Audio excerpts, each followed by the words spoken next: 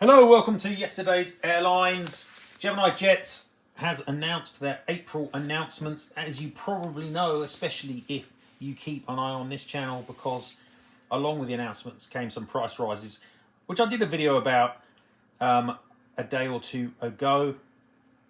I don't really have a strong opinion on the price rises. The three takeaways, I think, are the prices have gone up, that you should shop around, and that nowadays these Geminis are getting close to the price of ngmodels. So take from that what you will. I think some people think I'm bashing Gemini by talking about the prices, and I apologize if you perceive it to be that way, but I think it's something that is worthy of conversation. So that is why I made the video. Anyway, now we've got that out of the way, we can actually have a look at what they've actually announced for April. And to be honest, I haven't been overly impressed by the last month's set of Geminis, but they actually came out, when I've seen photographs, they actually came out, the models from last month, looking probably better than I expected or perhaps hoped for. So that's actually pretty positive. When I looked through the pictures, models like the Air Canada A320 actually looks pretty solid. The WestJet 737-600 looks significantly better than the previous EG and G version they made. The 777s look good. Even the A320 Neos and 737-800 looked surprisingly decent, and they'd actually put the models together properly. So it was actually, even though I didn't find the models themselves particularly exciting, the output is not that bad. I'm not saying they're spectacular, because, you know, the molds for some of these, the Neos and the 737-800s especially, but the models came out looking reasonably good. So well done to Gemini. But this month we've got another set, and I have to say that I think this is a better set than last month's. It certainly probably is a better set if you're American, because this is a quite strongly American focused set, or North American focused set, but I guess that's not really a surprise. In the models that we have here, the only non-North American are a couple of Europeans and one from India. So everything else is either from the United States, Mexico, or Canada. And that's Gemini's core market. So I guess there's nothing really wrong with that. This is one of those sets where I have to look at it with fresh eyes, because I don't think I'm going to buy any of the models in it, but that doesn't necessarily mean that they're bad. Obviously, just because I don't collect it doesn't mean it's not any good. So when I first saw the list, I saw quite a lot of things that are quite nice, and I think will please a lot of collectors. And a couple of these models I think will turn out really, really nice. But unfortunately, you know, they're all modern, and none of them fit my collection criteria. But let's get on and have a look at those after I tell you to subscribe to the channel and chuck a like on the video. And obviously comment as well. I'm always happy to see what you guys think. Follow me at Yesterday Airlines on Instagram and Facebook, and check out yesterdaysairlines.com, because there's always new material going up. Literally just yesterday I published about the new YU model Airbus A300 mold. If you haven't seen that, I strongly recommend checking it out if you like the big Airbus, because it's looking like good mold, and YU Model is an interesting little company that's worth finding out more about. But for now, we're going to look at the Gemini April announcements, so let's get into those now. So starting with the Airbus, and I say Airbus because there's only one civil Airbus this month, and it is another American Airlines A321 in their heritage liveries. So last month we had a couple, and this month we've got the Allegheny Heritage aircraft, N579 Uniform Whiskey. And when I looked at the previous two, the PSA and the Piedmont, I have to say, again, they looked pretty decent.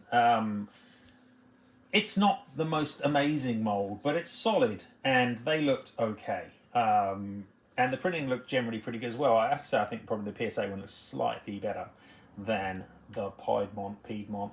Sorry. But yeah, they looked okay. They look pretty good. And much like those, these have not really been made widely before. Now, it is interesting, as I said previously with the last two, that Aeroclassics have decided to make these at pretty much the same time as Gemini. So Aeroclassics have recently made this exact same aircraft, and it came out a few months ago. And again, their release looks okay, and it's very much a case of pick your poison when you're comparing the Gemini and Aeroclassics A321s, because the overall fuselage and wings of the Aeroclassics version are better, but the printing is not as good as Gemini's, and obviously Gemini's come with aerials and more attractive tyre hubs. So neither of them are perfect.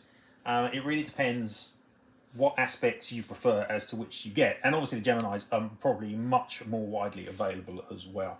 So I have to say that I think this is, it's a logical choice for Gemini. It'll probably turn out just as nicely as the previous two did. And if you got the previous two and I was collecting, these American heritage schemes, I'd almost certainly want to get this third one. So I think I'm going to put this one up in the high flyer because those previous two turned out better than I thought they would. And yeah, I think it'll be quite nice. So straight into the Boeings, and there are 3 737s to talk about, but none of them are the same series of 737. First up is a 737-800. It's in the colours of the new Mexicana XAASM. Now, I'm not sure how I feel about this Mexicana, to be honest. I mean, the livery they've chosen, though it has kind of got the old classic Mexicana tail logo, it's kind of ugly. It's just green stripe and red engines. It's not doing much for me, and let's face it, this is not going to be a successful airline. There's no way I can see this airline being successful. I think it's actually owned and operated by the Army. It's only got a couple of 737s. I just can't see this doing anything. So the airline is kind of almost a write-off to begin with. I'm not a big fan of the mould, but as I said, when I looked at the Battleborn Southwest that they just produced, they've done far worse. It didn't look appalling. It's obviously nowhere near the quality that you'd be getting on the Panda Models mold or the NG Models mold, but it looked okay.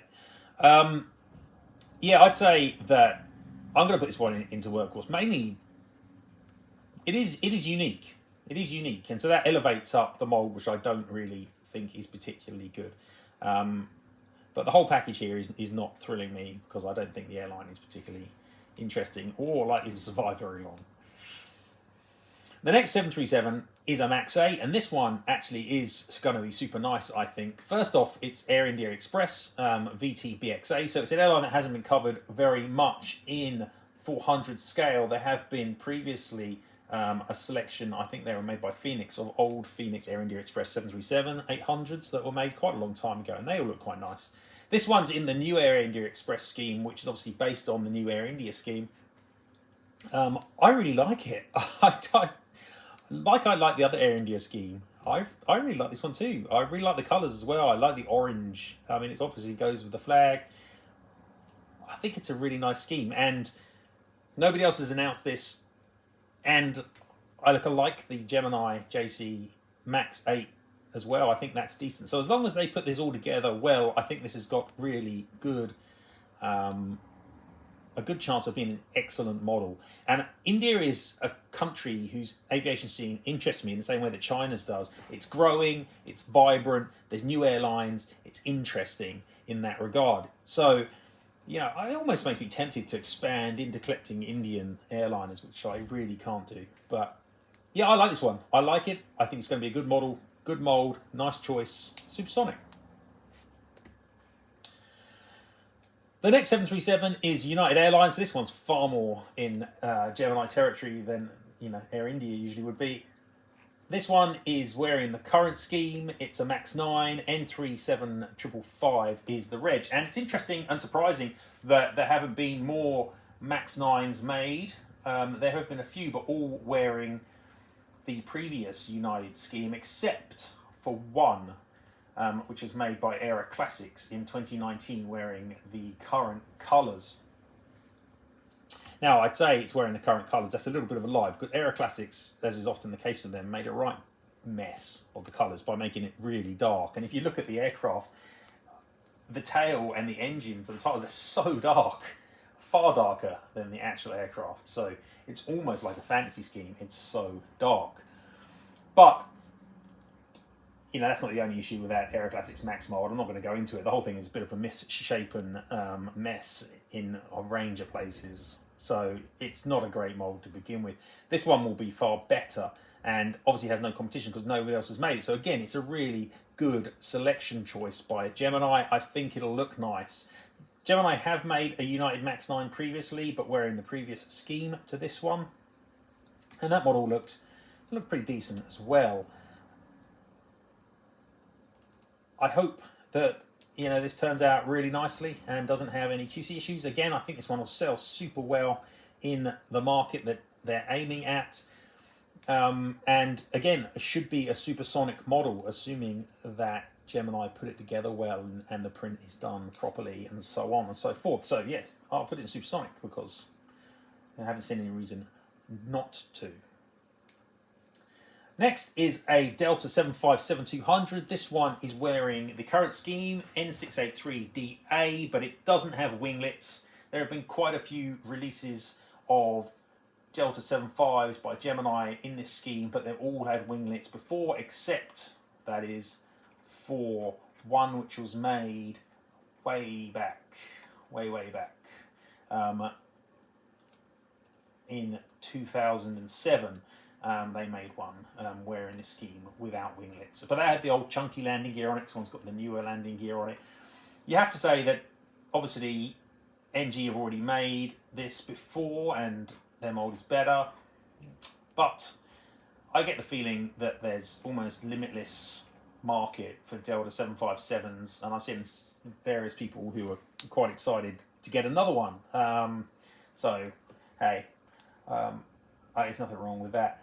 I saw pictures of the recent Delta widget that they released, and again, it looks okay. It looks okay with that mold, and the cockpit printing is a little, but it generally looks pretty good. So, no reason to think this one won't be pretty good as well. And I'm going to put it in the high flyer because I think, again, as I say, it's going to be pretty popular. It's not up there quality-wise with the NG mold, and sometimes the print's a bit. But this is what you get with Gemini often. And that's why I think the price increase is interesting. But enough of that. Now we've got a couple of 777s. And the first one is FedEx. It's N886 Foxtrot Delta, wearing the Panda Express scheme, the new version of the Panda Express scheme, which is pretty nice. Got a big panda head on the front of it, eating some bamboo, as you do. And this has been made already quite recently by Phoenix. And I've seen pictures of the Phoenix version, and this picture comes from West Coast Diecast, by the way. I nicked it, so I appreciate Daniel. Thank you very much. And I can recommend West Coast Diecast. They're a good store, so check them out. But looking at the picture here from Phoenix, it looks good. It's a solid Phoenix release on a solid Phoenix mold. They've done a good job. This one will be equally as good. The mold is slightly better. No reason to doubt that they'll do a decent job on it as well. But I'm going to put this one into Workhorse, I think, because it has been made before mainly, and isn't that exciting. The next aircraft that on the list is also 777, as I said, but this one's a 300ER. It's KLM, one of Gemini's favourite European airlines. It's wearing the new version of the Orange Pride scheme. I've discussed this model before in previous videos because it has been announced by others. It's been announced by Aviation 400, and Phoenix again have released this model. And again, I've seen pictures of the release, and again, it looks nice. But the mold isn't quite up to the same standards as the Gemini JC one. The Aviation 400 mold is. Their model isn't out yet. So, again, you've got some choices here as to which one of these you might want to purchase. they'll all be pretty good. None of them really dramatically better than the other one, though I would say the Phoenix is probably the least good. I think I'll put this one into high flyer. It doesn't thrill me, but at the same time, I think it'll be a really good version, probably the best version that's produced. And also does come in a flaps down variant as well, so that's worth taking into account. Okay, so that brings us out of the Airbus and Boeings. It's nice that there are a selection of other non-Airbus Boeing aircraft this month, several of them in fact. So that's really good. And we're going to start with a couple of E-jets. We've got another Alaska Horizon Embraer 175. They've already made a couple of these recently. They made the Horizon Retro scheme. They've made Alaska Skywest one as well. And previously, historically, a little while ago, they made one with the veteran colours on. That's probably a few years ago now, 2020, yeah. But it's a nice little mould. These E-jets seem incredibly popular with American collectors. I guess they see lots of them at your own airports, and that's pretty cool. Nothing really bad to say about this one at all. I think it'll be nice, and the scheme is quite interesting, quite colourful. It's in this University of Washington. Go Dogs, it says. So presumably that's their name or their nickname. Yeah, I know Americans love their college sports, and this looks like an attractive little scheme. It'll look really nice, and I'm sure there's loads and loads of people who collect Alaska and their subsidiaries. So this one should be a good seller too. And I'm going to put this one up into Supersonic as well. It'll be a nice model. Next up, we've got something which is European, but a little less exciting. It's an Air France HOP Embraer 190F Hotel Bravo Lima Romeo. The HOP scheme, yeah, it's not very exciting. Obviously, as is often the case with regional subsidiaries, they've really dialed back the individuality of the livery now, so it no longer has that big HOP logo on it. It's not as interesting. But again, the mould is decent. Probably doesn't look quite as good as the E175 mould, actually. But I recently got the Virgin Blue one from jcwings, and I was quite happy with it. In detail, the mould isn't spectacular, but it's okay. And this one, again, for people, European collectors who are interested in short-haul flights, short-haul airliners, then I'd have thought this one would be reasonably popular. It's kind of like throwing a dog a bone, because there haven't been that many short-haul European releases from brands in recent times. So it's a good choice, but it's not quite as exciting as the Alaska Horizon in my eyes. I'm going to put this one in high flyer. The livery, Air France, what's to say? It's fine, but you've seen it before. Something you haven't seen before, though, is the next release, and this one is an MD-80, and they're putting out a few MD-80s, maybe because NG have got theirs coming, or maybe just because they've had some in the pipeline, who knows? And who cares, really? The Gemini MD-80 mould is perfectly reasonable. It's much better at the back than it is at the front, which is a little bit annoying. It's a strong 7, I'd say, out of 10. But it's decent enough, and I don't, begrudge buying it in any way whatsoever. Now, Everts Air Cargo is quite an interesting choice. Obviously, it's an active MD-80, and there aren't that many of those anymore. I didn't even realise that they had these MD-80 freighters, so I've obviously not been paying attention, but it looks like they've got 6 or 7 of them, and they generally seem to use these in the lower 48, as opposed to Alaska, is my understanding. So they're likely to be seen at the sort of airports that people are living near. N965CE is the reg. I can't say the scheme is particularly exciting, but it is pretty unique, isn't it? And that's cool. Now, personally, I prefer this to have been something like Air Cal or Frontier. That would be a lot more interesting for me. And cargo airlines are not quite as exciting as passenger airlines either for me. I'm going to put this one into high flyer. I think it's a good release, a really good release. And I could understand a lot of people who think this is supersonic, but the mould isn't quite there. The airline choice isn't quite there for me in this one. So that just leaves us one more model to discuss for this month's Geminis, and this is the Gemini Max offering this month. It's actually a max offering, which is pretty much an airliner, because it is a Royal Canadian Air Force CC330 Husky. The reg is 33002, and I believe this is exactly the same aircraft as has been made by ngmodels. In fact, I think they've made it twice, or they've announced it a second time. So it's not like there aren't plenty of these floating around already. I don't think there's anything about this which is particularly interesting. The mold from jcwings here is, yeah, it's okay, but it's certainly not as good as the NG version. So this one's crying workhorse for me.